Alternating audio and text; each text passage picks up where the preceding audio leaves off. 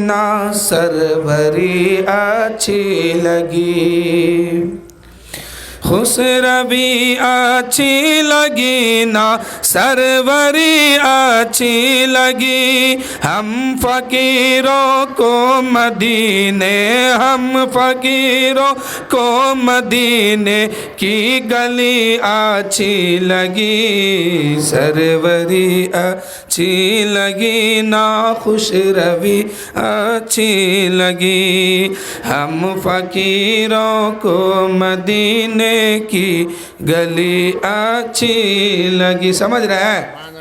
कहिए सुभान अल्लाह। आप लोग बोलते रहिए कुछ कुछ, ताकि हमें लगे कि आप लोग सलामत हैं और सोए नहीं हैं, बेदार हैं।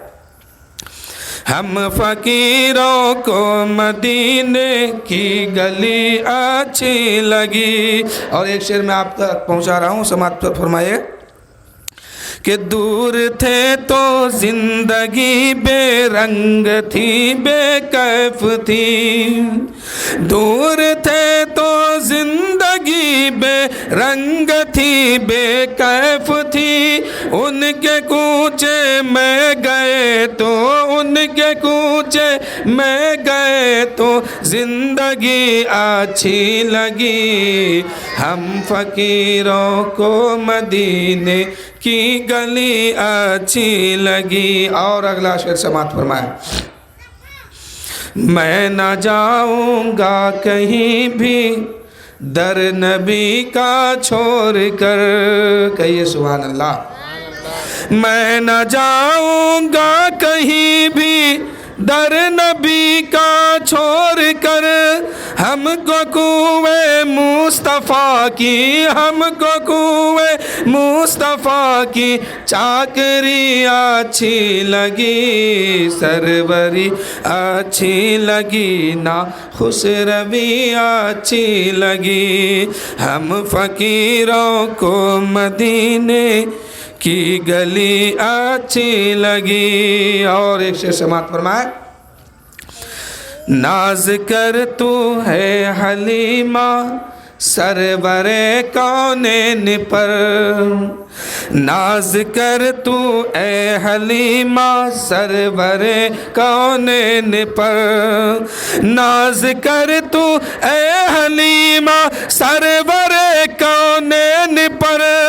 गर लगी अच्छी तो तेरी, गर लगी अच्छी तो तेरी झोपड़ी अच्छी लगी। हम फ़कीरों को मदीने की गली अच्छी लगी। नाज कर तू ए हलीमा सरवरे कौनेन पर। नाज कर तू ए हलीमा सरवरे कौनेन पर। गर तू अच्छी लगी तो, गर अच्छी लगी तो तेरी झोपड़ी अच्छी लगी। और सुनिएगा, कहिए सुभान अल्लाह। हम फ़कीरों को मदीने की गली अच्छी लगी। रख दिए सरदार, रख दिए सरकार के कदमों पे सुल्तानों ने सर। रख दिए सरकार के कदमों पे सुल्तानों ने सर। सरवरे कौनो मका की सादगी अच्छी लगी। रख दिए सरकार के कदमों पे सुल्तानों ने सर। रख दिए सरकार के कदमों पे सुल्तानों ने सर। ये तो दुनिया की बात है। जब मेरे आका सल्लल्लाहु ताला अलैहि वसल्लम अभी अपने माँ के शिकम में गए, जिस रात हज़रत अब्दुल्ला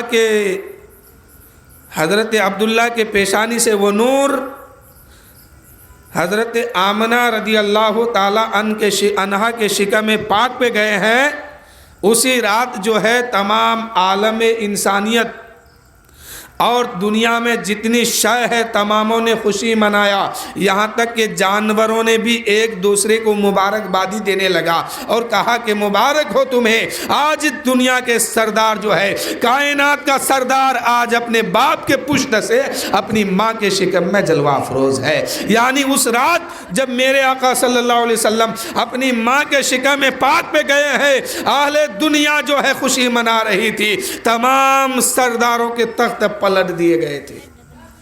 تمام سردار جس تخت پہ بیٹھتے تھے، ہر سردار کی تخت جو ہے پلٹ دیا گیا تھا۔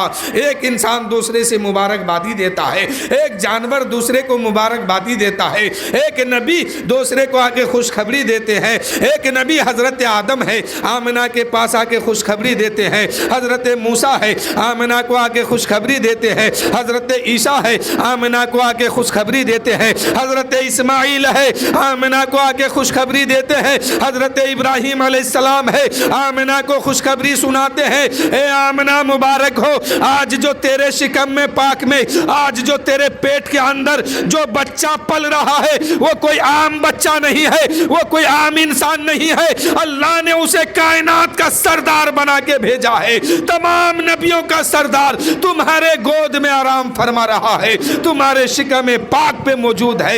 ایک نبی آ کے مبارکبادی دیتے ہیں، دوسرے نبی آ کے مبارکبادی دیتے ہیں۔ شاعر کہتے ہیں کہ رکھ دیے سرکار کے قدموں پہ سلطانوں نے سر، رکھ دیے سرکار کے قدموں پہ سلطانوں نے سر، سرور کونو مکاں کی، سرور کونو مکاں کی سادگی اچھی لگی، سروری اچھی لگی نا خوش روی اچھی لگی، ہم فقیروں کو مدینے کی گلی اچھی لگی، آج محفل میں نیازی نعت جو میں نے پڑھی، آج محفل میں نیازی نعت جو آپ نے سنی، آج محفل میں نیازی نعت جو میں نے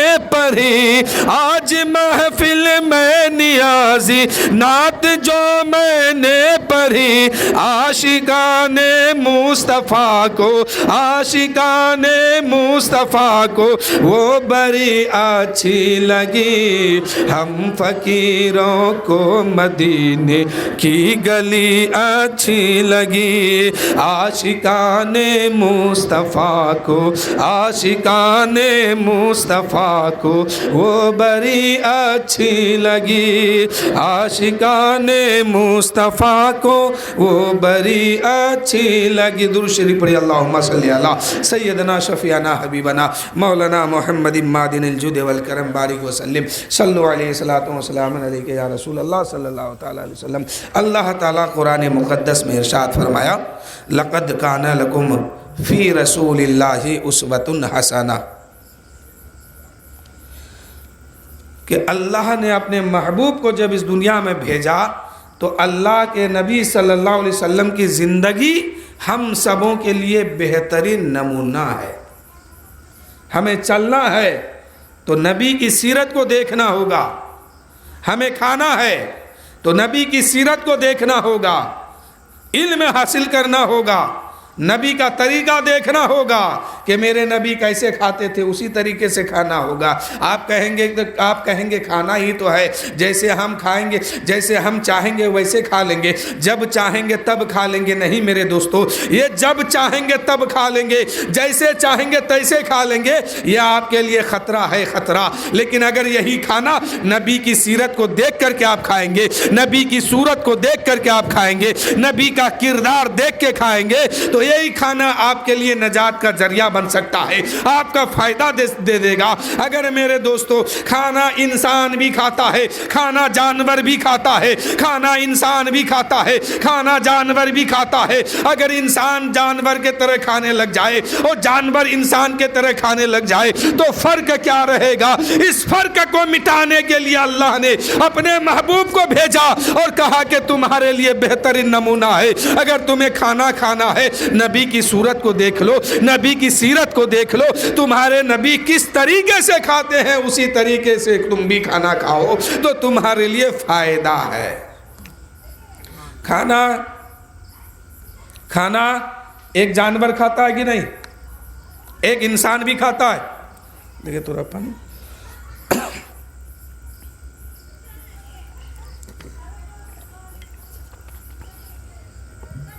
کھانا ایک انسان بھی کھاتا ہے، ایک جانور بھی کھاتا ہے۔ آج کل کے کچھ جانور اب ایسا پیدا ہو گیا ہے کہ شادی بیاہ میں جاتا ہے تو کھڑا ہو کے کھاتا ہے، یہ بھی جانور ہی ہے۔ سمجھ گئے؟ اب بتائیے جانور کھڑا ہو کے کھاتا، یہ بھی کھڑا ہو کے کھاتا، تو فرق کیا ہے؟ شکل کا فرق ہے، صورت کا فرق ہے، وہ بھی کسی نہ کسی دن مل جائے گا۔ تو کھانا ہے تو نبی کی سیرت کو دیکھنا ہوگا کہ میرے نبی صلی اللہ علیہ وسلم کیسے کھانا کھائے تھے، لقمہ بڑا تھا کہ چھوٹا تھا، کس انداز میں میرے آقا کھاتے تھے۔ وہی تعلیم ہم سب کو حاصل کرنا ہوگا۔ وہی تعلیم جب آپ کے اندر ہمارے اندر آ جائیں گے تو ہم ایک پکا سچا ایمان والا مومن کہلائیں گے۔ اللہ فرماتا ہے لَقَدْ مَنَّ اللَّهُ عَلَى الْمُؤْمِنِينَ إِذْ بَعَثَ فِيهِمْ رَسُولًا۔ اللہ نے مومنوں پر بڑا احسان کیا کہ وہ بڑی عظمت والے نبی کو ہمارے بیچوں بیچ میں مبعوث فرما دیا، بھیج دیا۔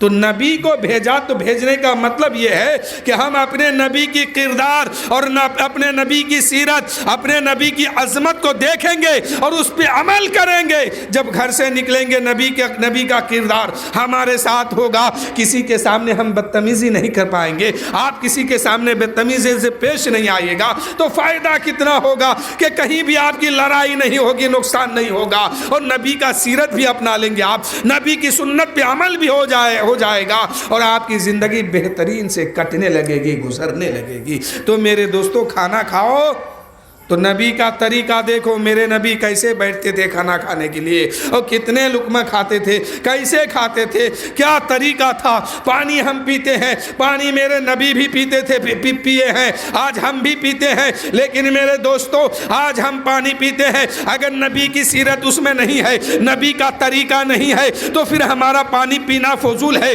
ہمارا پانی پینا خطرے سے خالی نہیں ہے۔ آپ کہیں گے اے مولا، آپ کہیں گے اے امام صاحب پانی تو ہی پینا ہے، چاہے ہم جیسے چاہے ویسے پی لیں، جب من کرے گا تب پی لے۔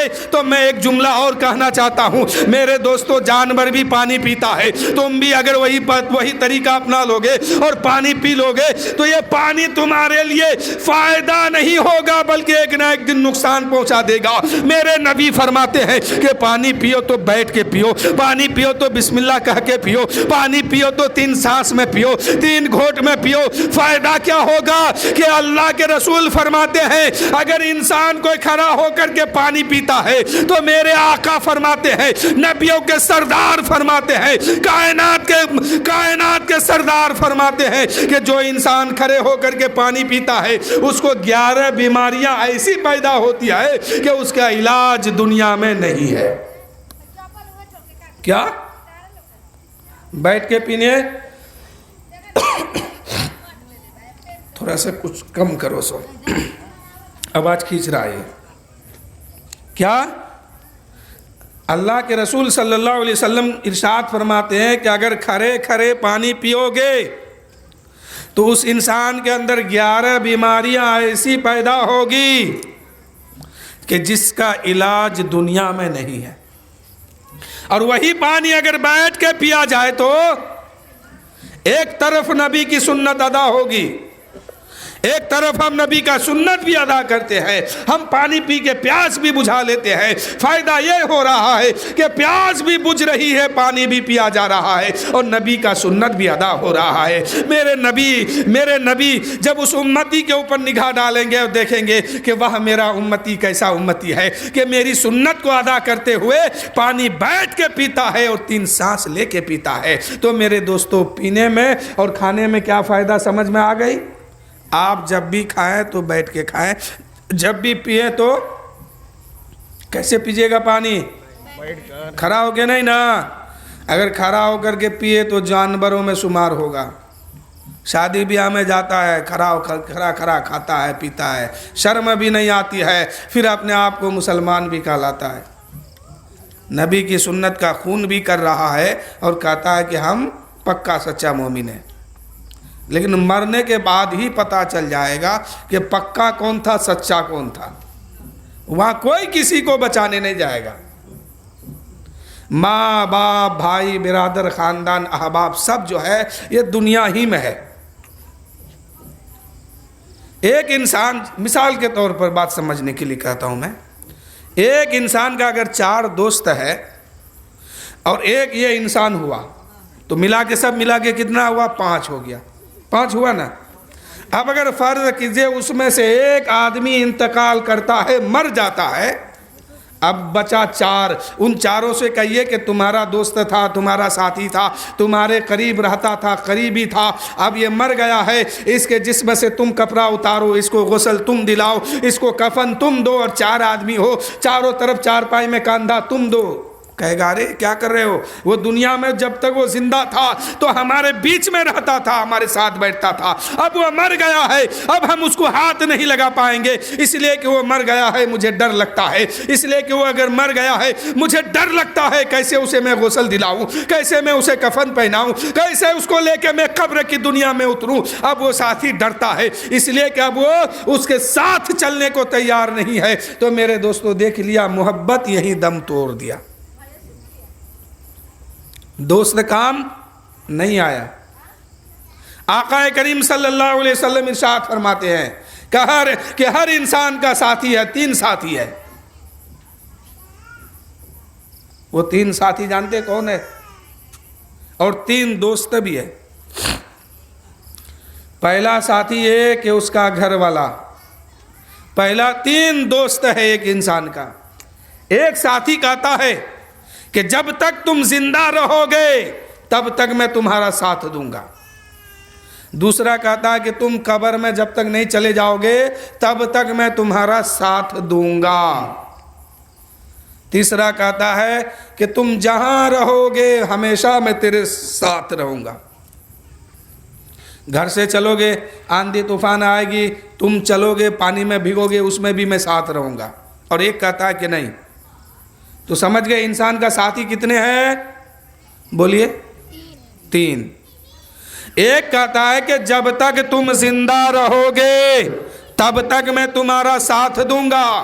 اور دوسرا کہتا ہے کہ جب تک تم قبر میں نہیں چلے جاؤ گے تب تک میں تمہارا ساتھ دوں گا. تیسرا کہتا ہے کیا کہ تم ہمیشہ جہاں رہو گے, جدھر جاؤ گے ہمیشہ میں ساتھ دوں گا. تو اب ساتھی کس کو بنانا چاہیے؟ تیسرا والے کو نا. پہلا تو اس کا دوست ہے, جب تک وہ زندہ ہے دنیا میں ہے اس کا کام آ رہا ہے, ساتھی چل دوستی چل رہی ہے, ایک دوسرے کا کام آ رہا ہے. تو پہلا ساتھی کہتا ہے جب تک تم زندہ رہو گے, جب تک تم زمین کے اوپر رہو گے ہم تمہارا ساتھ دینے کے لیے تیار ہے, چاہے مصیبت ہو یا غم ہو یا خوشی ہو, ہر حال میں ہم تمہارا ساتھ دیں گے. دوسرا کہتا ہے کہ جب تک تمہاری سانس چلے گی, جب تک تمہارے روح جسم میں باقی رہے گی, تمہارے اندر جان رہے گی, تب تک میں تمہارا ساتھ دوں گا. یہ سانس رک جائے گی, روح جسم سے پرواز ہو جائے گی, میں تمہارا ساتھ نہیں دوں گا. جب تک تم قبر میں نہیں چلے جاتے تب تک میں تمہارا ساتھ دوں گا, قبر میں جاؤ گے میں تمہارا ساتھ دینا بند کر دوں گا. دوسرا کون ہے یہ؟ اس کے گھر والے. اب تیسرا کہتا ہے کہ میرے بھائی تو گھبراتا کیوں ہے؟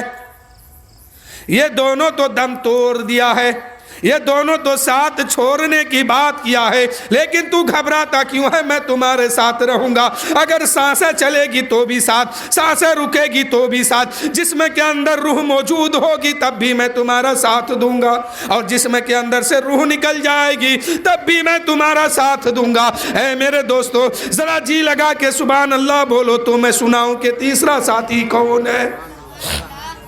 سنیے گا، پہلا ساتھی دم توڑ دیا، کہاں دم توڑا ہے؟ جہاں سانس رکی۔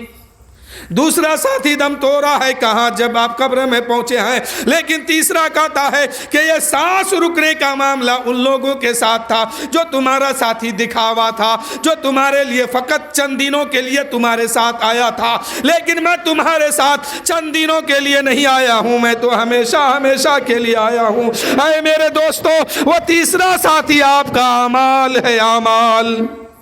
آپ جیسا کریں گے ویسا ہمیشہ آپ کے ساتھ ہونے والا ہے۔ تیسرا ساتھی کیا ہو گیا؟ آپ کا عمل۔ آپ دنیا میں ہیں تو بھی ساتھ میں ہے، یہ مر جائیے گا تب بھی یہ ساتھ میں جانے والے ہیں، قبر میں چلے جائیں گے سب کوئی واپس آئے گا، یہ ساتھ رہ جائے گا۔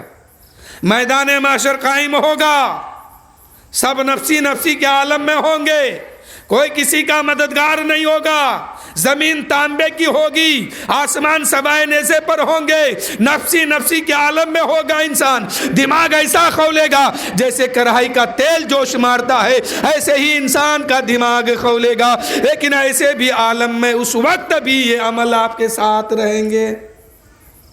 کیا رہیں گے؟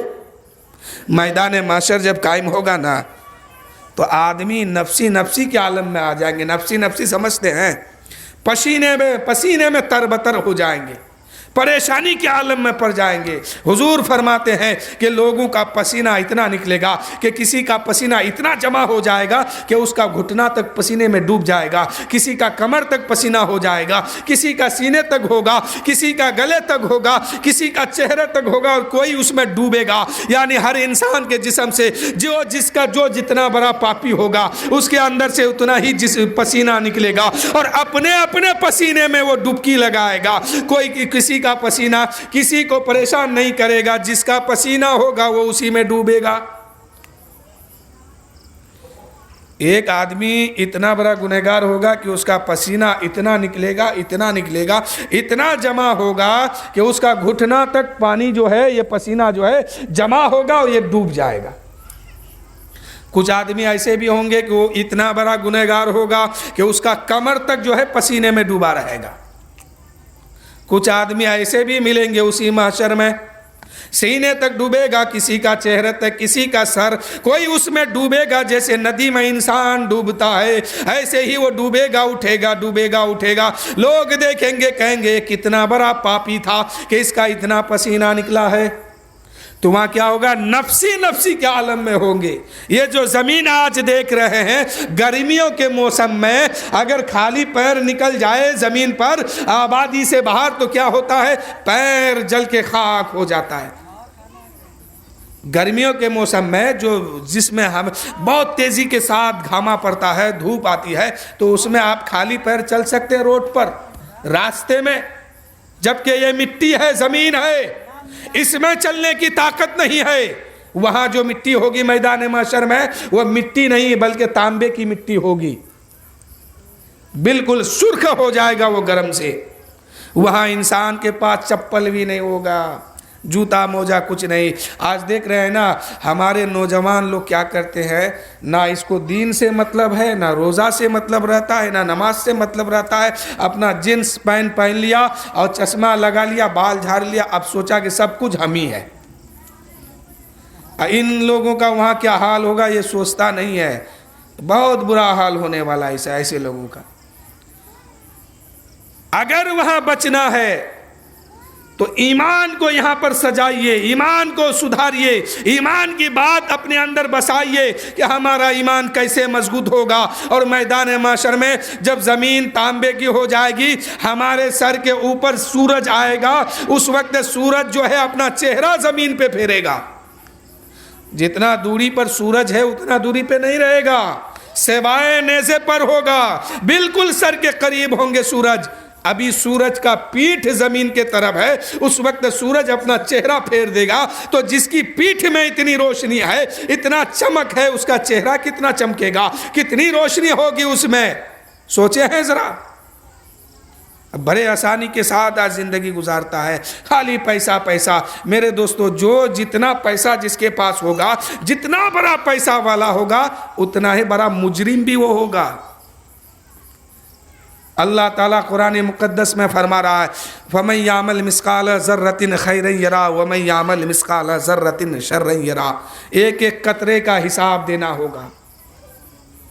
اللہ جب حساب لینے پہ آئے گا تو ایک ایک قطرے کا، ایک ایک تنکے کا حساب لے گا، اور جب بخشنے پہ آئے گا تو دریا کی طرح بخش دے گا۔ تو خالی پیسہ پیسہ کمائیے، بہت ضروری چیز ہے یہ۔ بغیر پیسے کا آپ کھا نہیں پائیے گا، پی نہیں پائیے گا، چل بھی نہیں سکتے ہیں۔ اس لیے پیسہ کمانا بھی ضروری ہے، لیکن پیسہ بعد میں، پہلے ایمان، پیسہ بعد میں پہلے عمل۔ ابھی آپ نے سنا ہے کہ 3 ساتھی ہے، 3 بھائی ہے۔ ایک بھائی کہتا ہے کہ جب تک تیرے اندر سانس موجود رہے گی، سانس چلے گی، تب تک میں تیرا ساتھ دوں گا۔ دوسرا کہتا ہے کہ تمہیں قبر میں لا کے رکھ دوں گا، مٹی چڑھا دوں گا، وہاں تک ساتھ رہوں گا، اس کے بعد میں تمہارا ساتھ نہیں رہوں گا۔ تیسرا کہتا ہے کہ میں ہمیشہ ساتھ رہوں گا۔ وہ تیسرا کیا ہے؟ وہ آپ کا اعمال ہے، اعمال۔ میرے دوستو، آپ پیسہ کمائیے، خوب کمائیے، امیر آدمی بنیے، منع نہیں ہے، لیکن ایک بات کا آپ خیال ہمیشہ رکھیے کہ وہاں آپ کو حساب دینا ہوگا۔ اس خیال سے پیسہ کمائیے تو وہ کمانا آپ کے لیے بالکل درست ہے، اور خرچ بھی کیجئے تو اسی خیال سے کیجئے کہ ہم جو خرچ کر رہے ہیں اس کا بھی حساب دینا ہے۔ تو جب یہ بات آپ کے اندر پائی جائے گی تو غلط طریقے سے کوئی رزق آپ حاصل نہیں کریں گے، کوئی پیسہ نہیں کمائیں گے، اور غلط جگہوں پہ خرچ بھی نہیں کریں گے۔ بات سمجھ گئے؟ تب جا کے آپ کا عمل بچے گا۔ تو میں بتا رہا تھا کہ میدان محشر میں نفسی نفسی کے عالم میں لوگ ہوں گے، سب کوئی، ہم سب، آپ سب، ہم آپ اور جہاں بھی لوگ ہیں سب ہوں گے۔ اس وقت زمین تانبے کی ہوگی، سورج سوائے نیزے پر ہوں گے، اور اس وقت انسان کا دماغ تیل کے طرح کھولے گا، جیسے گرم کڑاہی پر تیل جوش مارتا ہے۔ ایسے عالم میں اللہ تعالیٰ حساب لے گا بندوں سے۔ ایک دن 50,000 سال کے برابر ہوگا، ایک دن 50,000 سال کے برابر دن ہوگا، اتنا بڑا دن ہوگا، اور وہاں جا کے حساب دینا ہوگا۔ یہ بھی نہیں، وہاں یہ نہیں دیکھا جائے گا کہ کس خاندان کا بچہ ہے، کیا نام ہے، بڑا آدمی ہے، چھوٹا آدمی، کچھ نہیں، وہاں صرف حساب ہی حساب ہوگا۔ میزان عمل پر آپ کو لایا جائے گا، یہ ایک ترازو کا پلہ ہے، اس پلے پر ایک طرف نیکی ہوگی، ایک طرف بدی ہوگی۔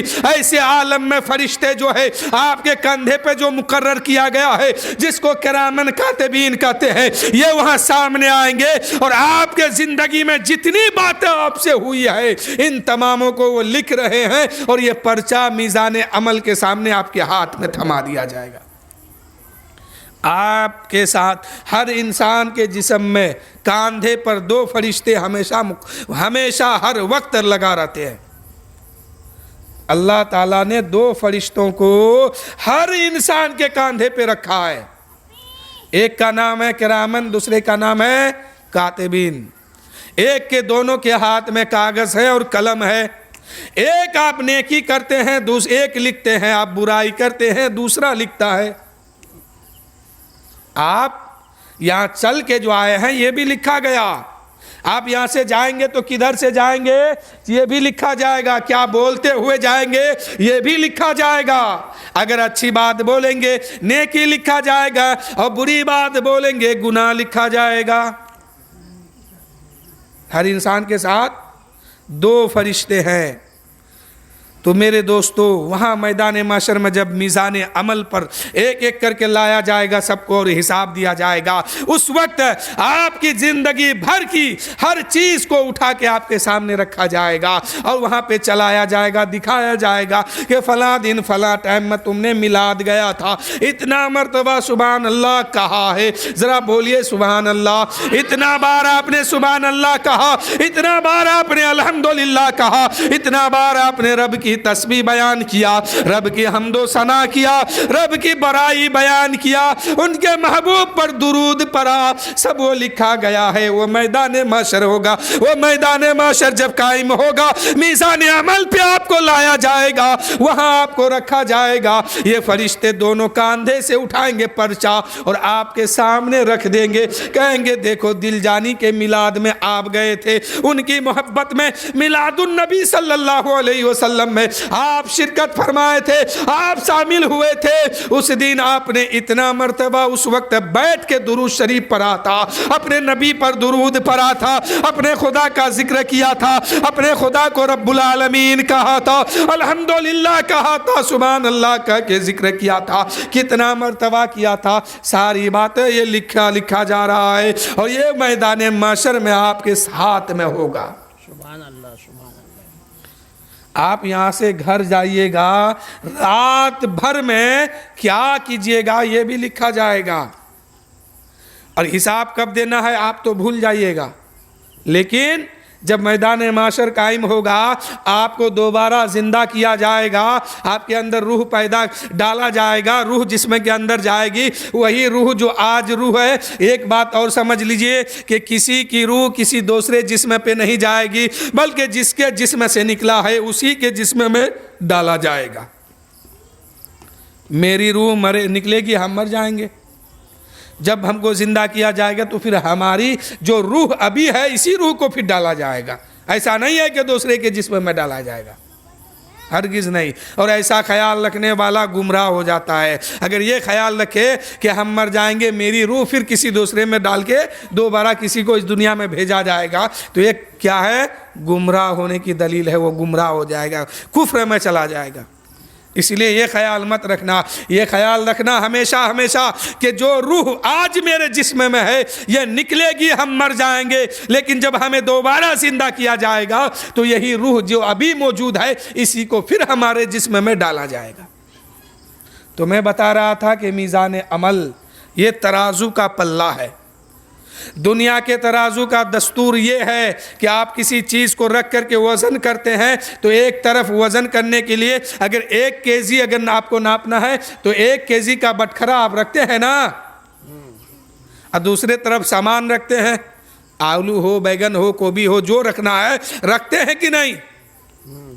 لیکن اور ناپنے کا طریقہ کیا ہوتا ہے کہ جو زیادہ نیچے جائے گا وزن اس کو سمجھا جائے گا، اور جو اوپر کے طرف جائے گا اس کو کم سمجھا جائے گا۔ اگر آپ کا بٹکھرا جس پر ہے 1 کیجی کا بٹکھرا جدھر ہے وہ نیچے طرف جائے اور جدھر آپ نے سبزی رکھا ہے اس کو اوپر طرف جانے دیا، اب لینے والا کہے گا یہ ٹھگ رہا ہے ہمیں، اس لیے کہ کم دے رہا ہے، وزن کی کمی ہے اس میں۔ اگر وہی پلہ نیچے جھک جائے تو کہے گا نہیں ناپ صحیح ہے، ناپ سے زیادہ بھی دے رہا ہے۔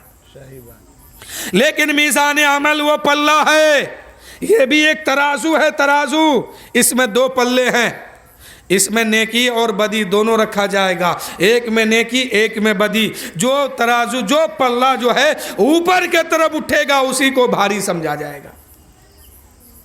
نیچے کا قانون یہ ہے، دنیا کا قانون یہ ہے کہ جو نیچے جائے اس کو وزن سمجھا جائے گا، لیکن میدان محشر میں میزان عمل کا پلہ جو اوپر جائے گا اسی کو وزن ہی سمجھا جائے گا۔ اگر نیکی زیادہ ہے تو اوپر کے طرف اٹھے گا، اگر برائی زیادہ ہے تو برائی والا اٹھے گا۔ اور وہاں آپ جھوٹ بھی نہیں بولیے گا، اگر جھوٹ بولیے گا تو کیا ہوگا؟ یہی محفل اگر یہاں اگر آپ نے کوئی غلط خیال کیا اور اس کو فرشتہ وہاں سامنے لا کے دیں گے، کہیں گے کہ فلاں دن میلاد میں بیٹھا تھا اور یہ اندر سوچ رہا تھا، خیال تھا، اس کی گناہ یہ ہے، اگر آپ کہیں گے نہیں میں نے ایسا نہیں کیا تھا، نہیں سوچا تھا، تو فرشتے کیا کریں گے؟ اسی محفل کو اٹھا کے آپ کے سامنے رکھیں گے، وہاں کہیں گے دیکھ فلاں جگہ تو غلط کر رہا تھا کہ نہیں، اب وہاں کر کے دکھایا جائے گا۔ تو جھوٹ وہاں نہیں چلے گا میرے بھائی، کوئی بہانہ نہیں چلے گا۔ اللہ قرآن میں اللہ تعالیٰ فرماتا ہے بندوں سے، کہاں؟ عالم ارواح میں۔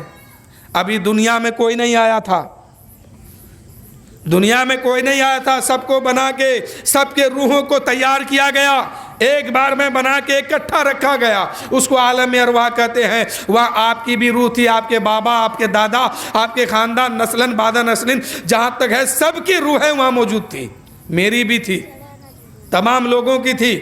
یعنی جہاں سے دنیا بنی وہاں سے لے کے حضرت آدم سے لے کے قیامت تک جتنے انسان آنے والے ہیں، عورت مرد بوڑھا بچہ، سب کی روحیں وہاں موجود تھی، ایک بار میں رکھا گیا۔ اب اللہ تعالیٰ فرمایا الستو بربکم، اے روحو کیا میں تمہارا رب نہیں ہوں؟ تم مجھے کیا مانتے ہو؟ آپ کی روح، میری روح، تمام کی روحیں موجود تھی اور سب یہی کہہ رہی تھی بلا کیوں نہیں، تو ہی تو میرا رب ہے، تو ہی تو میرا خالق ہے۔ سب وہاں کیا تھا؟ ایمان والا تھا، اقرار کر لیا انہوں نے، تمام روحوں نے اقرار کر لیا کہ تو ہی میرا خالق ہے، تو ہی میرا مالک ہے۔ اللہ نے فرمایا اے روحو سنو، ان قریب میں تمہیں دنیا میں بھیجنے والا ہوں، اور دنیا میں بھیجوں گا تو عقل تمہارے پاس ہوگی، میں تمہیں عقل بھی دوں گا، شعور بھی دوں گا، دل بھی دوں گا، جسم بھی دوں گا، آنکھیں بھی دوں گا، ناکیں بھی دوں گا، کان بھی دوں گا، ہر طرح کی نعمت تمہیں دے کر کے دنیا میں بھیجوں گا، ہر طرح کے آرام دے کر میں تمہیں دنیا میں بھیجوں گا۔ اس وقت عقل تیرے پاس ہوگی، شعور بھی تیرے پاس ہوگی، دماغ بھی تیرے پاس ہوگا، دل بھی تمہارا پاس ہوگا۔ بتا اس وقت دنیا میں جا کے کیا کرو گے؟ کیا تمہیں اس وقت دنیا میں جا کے کس کو مانو گے؟ کس کو مانو گے؟ تمام روحیں وہاں خاموش ہو گئی۔ میرے آقا صلی اللہ علیہ وسلم کی روح پکار اٹھی کہ پروردگار ہم دنیا میں جائیں گے تو بھی تمہیں خالق مانیں گے، اے پروردگار ہم دنیا میں جائیں گے تب بھی تجھے خالق ہی مانیں گے، جیسے آج خالق مانتے ہیں، آج خدا مانتے ہیں، کل بھی خدا مانیں گے۔ جب میرے نبی کی زبان سے یہ بات نکلی نا کہ دنیا میں جانے کے بعد بھی ہم تجھے اللہ مانیں گے، رحمان مانیں گے، رحیم مانیں گے، تو پھر تمام روحوں نے اسی آواز پر لبیک کہتے ہوئے کہا کہ اے پروردگار ہم دنیا میں بھی جائیں گے تو تجھے خدا کہیں گے، رحمان کہیں گے اور رحیم مانیں گے۔ تب اللہ نے فرمایا کہ اگر وعدے سے اکر گیا اور وعدے سے بھٹک گیا، وعدے سے بہک گیا، تو سمجھ لو تمہارے ہی لیے میں جہنم بنایا۔ جہنم کس کے لیے ہے؟ ایمان والوں کے لیے نہیں ہے، ظالموں کے لیے، ظالموں کے لیے ہے۔ اگر ایمان لانے کے بعد کوئی ظلم کرتا ہے تو اس کے لیے بھی ہے۔ ایمان مومنوں کے لیے، ایمان جنت مومنوں کے لیے ہے۔ اب اللہ کہتا کہ اگر تم بہک گیا، اکر گیا، بھٹک گیا، وعدے کا خلاف ہو گیا، وعدے سے ہٹ گیا، تو ان قریب پھر تمہیں جہنم میں ڈالوں گا۔ اور وعدے پر عمل کیا، اس پر عمل پیرا ہو کے زندگی گزارا، تو پھر تمہارے لیے جنت ہی جنت ہے۔ لقد من اللہ علی المؤمنین اذ بعث فیہم رسولا، کہ اللہ کا مومنوں پر، اللہ نے مومنوں پر بہت بڑا احسان کیا کہ بڑی عظمت والا رسول کو ہمارے بیچوں بیچ میں بھیج دیا۔ تو یوں تو وہ ہر عالم کے لیے رحمت ہے، کسی عالم میں رہ جاتے، یہ ان کی مہربانی ہے کہ یہ عالم پسند آیا۔ تو میرے دوستو، حضور کی سیرت پر عمل کیجئے، حضور کی سنت پر چلیے، حضور کیا کہہ کے گئے ہیں، وہ کیا طریقہ دے کے گئے ہیں، اس پر عمل کیجئے، تو پھر جنت آپ کے لیے ہے، ایمان آپ کا مکمل ہے۔ ہے قول خدا ہے قول محمد، فرمان نہ بدلا جائے گا۔ حضور کا فرمان جو ہے وہ کبھی نہیں بدلا جائے گا۔ اگر عمل کریں گے تو سچا پکا عاشق کہلائیں گے، جنت مل جائے گی، اور عمل نہیں کریں گے تو پھر وہاں جا کے حساب دینا ہوگا، حساب میں پھنس جائیے گا، جہنم میں جانا ہوگا۔ کہ ہے قول خدا ہے قول محمد، فرمان نہ بدلا جائے گا، بدلے گا زمانہ لاکھ مگر قرآن نہ بدلا جائے گا، بدلے گا زمانہ لاکھ مگر قرآن نہ بدلا جائے گا۔ میرے دوستوں میں اپنی بات یہیں سے ختم کر رہا ہوں، پھر انشاءاللہ کبھی موقع ملا، کبھی کیا کل ہی ہے 2 جگہ پروگرام آپ ہی کے محلے میں، اور مجھے دونوں میں شرکت کرنا ہے، دونوں میں شریک ہونا ہے، تو دونوں میں آپ بھی شامل ہوئیے انشاءاللہ۔ یہاں سے آگے کی بات میں کچھ اور بھی کروں گا۔ وآخر الدعوانا ان الحمدللہ رب العالمین، استغفر اللہ ربی من کل ذنب واتوب الیہ۔ سب مل کے پڑھیے لا الہ الا اللہ محمد رسول اللہ صلی اللہ علیہ وسلم۔